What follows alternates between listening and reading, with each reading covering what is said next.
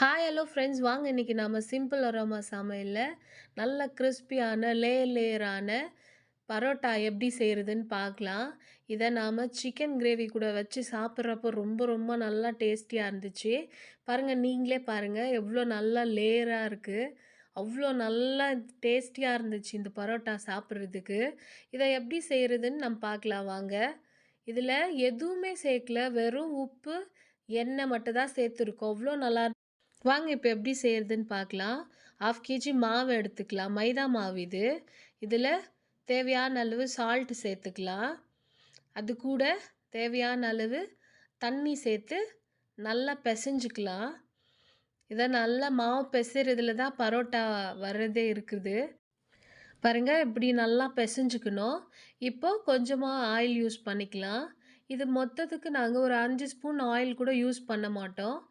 அவ்வளோதான், கொஞ்சமாக தான் ஆயில் யூஸ் பண்ணி பரோட்டா செஞ்சாவே நல்லா லேயராக நல்லா கிறிஸ்பியாக வரும். நிறைய ஆயில் யூஸ் பண்ணி தான் பரோட்டா செய்யணும்னு இல்லை. இது இப்படி தாங்க நல்லா மிக்ஸ் பண்ணணும். மாவு நல்லா பிசைறதுல தான் பரோட்டா வர்றதே இருக்குது. எவ்வளோ நல்லா மாவு பிசைறோமோ அவ்வளோ நல்லா சாஃப்டாக லேயராக கிறிஸ்பியாக இருக்கும் சாப்பிட்றதுக்கு. இது சிக்கன் கிரேவி கூட அவ்வளோ நல்லா இருந்துச்சு இந்த பரோட்டா சாப்பிட்றதுக்கு. இப்படி நல்லா பிசைஞ்சுக்கணும். இப்போது பிசைஞ்ச மாவை கொஞ்ச நேரம் மூடி வச்சு ஊற வைக்கலாம். ஒரு 1/2 அன் ஹவருக்கு அப்புறமா இந்த மாவை நாங்கள் எடுத்து இப்போது கட்டியில் கொஞ்சம் அடைச்சிக்கலாம். இப்படி நம்ம சப்பாத்தி கட்டியில் அடிக்கும்போது நல்லா சாஃப்டாகும் மாவு. சாஃப்ட் ஆகிட்டு பரோட்டா நல்லா வரும். சாஃப்ட் பண்ணுறதுக்காக தான் இதை நல்லா அடிச்சுக்கிறோம். இந்த மாதிரி சப்பாத்தி கட்டையில் அடிக்கும்போது நல்லா சாஃப்ட் ஆகிடும்.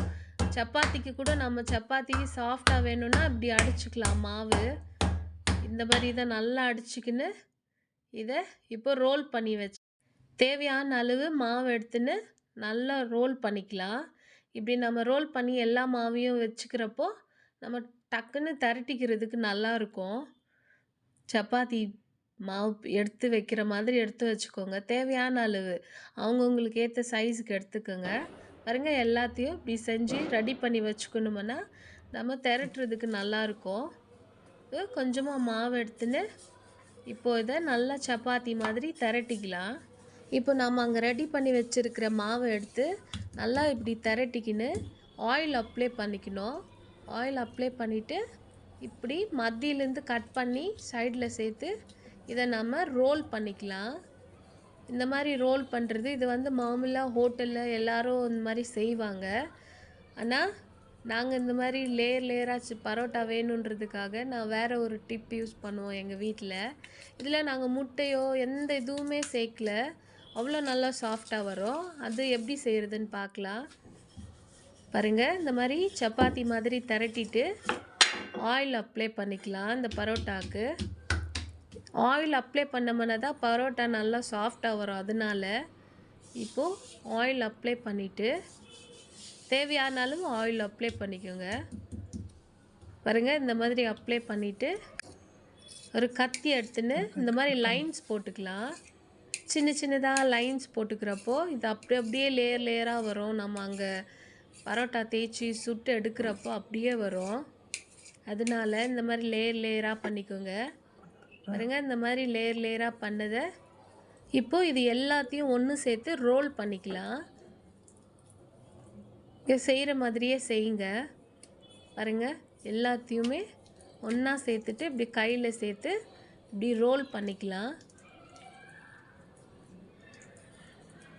பாருங்கள், இந்த மாதிரி எல்லா மாவும் எடுத்து வச்சுக்கணும், நம்ம செஞ்சு வச்சுக்கணும். பாருங்கள், இவ்வளோ இப்போவே நல்லா தெரியுது பாருங்கள் லேயர்ஸ் எல்லாம். பாருங்கள், இப்படி ரெடி பண்ணி எல்லா மாவையும் நம்ம ரெடி பண்ணி வச்சுக்கணும். இப்போது பரோட்டாவுக்கு திரட்டிக்கலாம். எவ்வளோ பெரிய சைஸ் வேணுமோ அவ்வளோ பெருசாக திரட்டாமல் சின்னதாக திரட்டிக்கணும். ஏன்னா அப்போ தான் நல்ல லேயர்ஸ் வரும். அதனால் பாருங்கள், இப்போ திரட்டிட்டு இதை நம்ம தோசைக்கல்லில் போட்டு எடுக்கலாம். பாருங்கள், நல்லா இப்போது 2 பக்கமும் நல்லா வெந்த பிறகு ஆயில் கொஞ்சம் விட்டுக்கலாம். தேவையான அளவு ஆயில் போதுமானது, ரொம்பலாம் ஆயில் தேவையில்லை.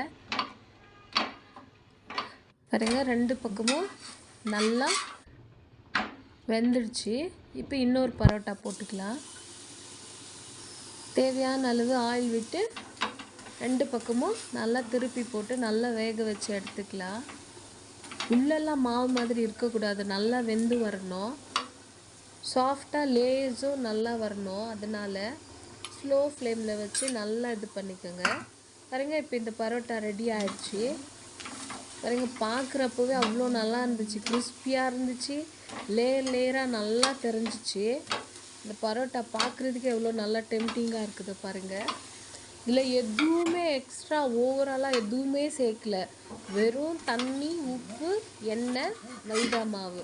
யாருமே நம்ப மாட்டாங்க இது இவ்வளோ நல்லா லேயராக வந்துச்சான்னு. இப்போது ரெடி பண்ண பரோட்டாவை இப்போ நாம் இப்படி தட்டிக்கணும். சூடாக இருக்கிறப்பவே இப்படி அடிப்பாங்க இல்லையா ஹோட்டல்லாம், அந்த மாதிரி அடிச்சுக்கணுமானா அந்த லேயர்ஸ் வந்து அப்படியே வந்து நிற்கும், லேயராக தெரியும். அதனால இது வந்து என் ஹஸ்பண்ட் செய்கிறாரு. பாருங்கள் எப்படி இருக்குது பாருங்கள். எடுத்து தட்டில் வைக்கிறப்பவே அவ்வளோ நல்லா சாஃப்டாக வருது. எப்படி தெரியுது பாருங்கள் லேஸு. பாருங்கள், இப்போ தட்டில் வைக்கிறப்போ எப்படி இருக்குதோ பாருங்கள். பார்க்குறதுக்கு அவ்வளோ நல்லா டெம்டிங்காக இருக்குது. இது கூட சிக்கன் கிரேவி வச்சு சாப்பிட்றப்போ அவ்வளோ நல்லா டேஸ்டியாக இருந்துச்சு இந்த பரோட்டா சாப்பிட்றதுக்கு. நீங்களே பாருங்கள், இதை நீங்களும் வீட்டில் செஞ்சு பாருங்கள். இந்த மாதிரி பரோட்டா ட்ரை பண்ணி பாருங்கள்.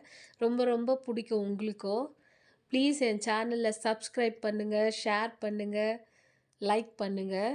இந்த பரோட்டா நீங்களும் செஞ்சு பார்த்துட்டு எப்படி இருந்துச்சுன்னு எனக்கு கமெண்ட் பண்ணுங்கள்.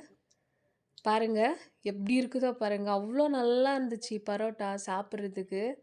நீங்களும் கண்டிப்பாக வீட்டில் ட்ரை பண்ணி பாருங்கள். தேங்க்யூ ஃபார் வாட்சிங்.